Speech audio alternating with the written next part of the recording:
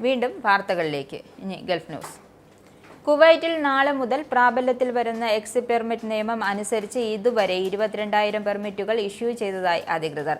സൗദിക്ക് പുറമെ രണ്ടാമത്തെ GCC രാജ്യമാണ് സ്വകാര്യ മേഖലയ്ക്കുള്ള വിദേശികൾക്ക് രാജ്യം വിടുന്നതിന് exit permit നിർബന്ധമാക്കുന്നത്.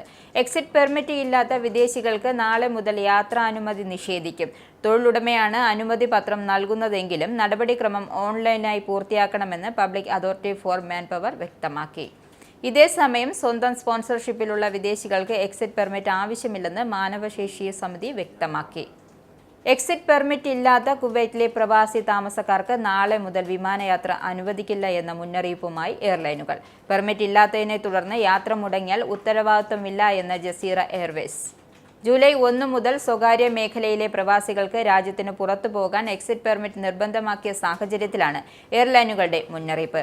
Exit പെർമിറ്റുകൾ Sahel app മുഖേന ഇഷ്യൂ ചെയ്തവയായിരിക്കണമെന്നും ജസീറ എയർവേസ് നിർദ്ദേശത്തിൽ പറയുന്നു. സൗദിയുള്ള എക്സിറ്റ് പെർമിറ്റ് കൈവശമില്ലാത്തവരെ ചെക്ക് ഇൻ കൗണ്ടറിൽ നിന്നും അകത്തേക്ക് പ്രവേശിപ്പിക്കില്ല. പെർമിറ്റ് കൈവശമില്ലാത്തതിനെ തുടർന്ന് വിമാനയാത്ര റദ്ദാക്കുകയോ അല്ലെങ്കിൽ യാത്ര മുടങ്ങുകയോ ചെയ്താൽ എയർലൈന് ഉത്തരവാദിത്തമില്ല എന്നും നഷ്ടപരിഹാരം അനുവദിക്കില്ല എന്നും ജസീറ എയർവേസ് വ്യക്തമാക്കിയിട്ടുണ്ട്.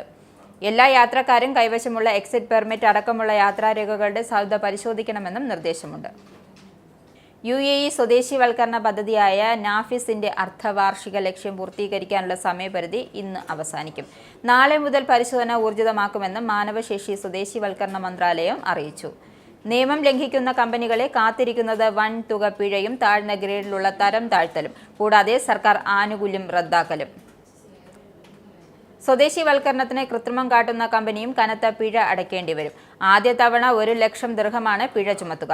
കുറ്റം ആവർത്തിച്ചാൽ 3 ലക്ഷവും, മൂന്നാം തവണ നിയമം ലംഘിച്ചാൽ 5 ലക്ഷവും ദിർഹമാണ് പിഴ. 3.5 വർഷത്തിനിടെ 22,000 കമ്പനികൾക്കെതിരെ നടപടിയെടുത്തു എന്നും മന്ത്രാലയം വ്യക്തമാക്കി.